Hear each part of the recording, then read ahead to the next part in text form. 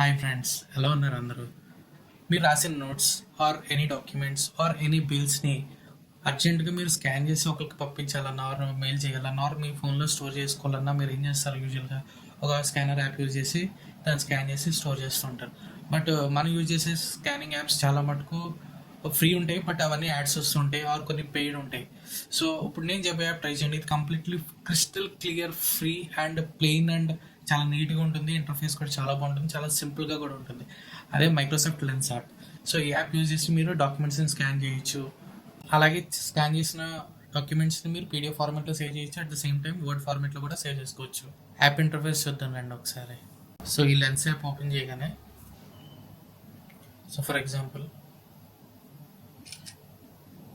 దీన్ని క్లిక్ చేసిన వెంటనే మనకి ఎంత కావాలో అంత ఎడ్జెస్ అనేది మనం సెట్ చేసుకుని just review and edit click చేసిన వెంటనే ఆటోమేటిక్గా అదే ఆటో ఎడ్జెస్ కింద సెట్ చేసుకుంటుంది మొత్తం. దీన్ని మీరు ఇక్కడ ఫిల్టర్స్ కూడా యూజ్ చేసుకోవచ్చు.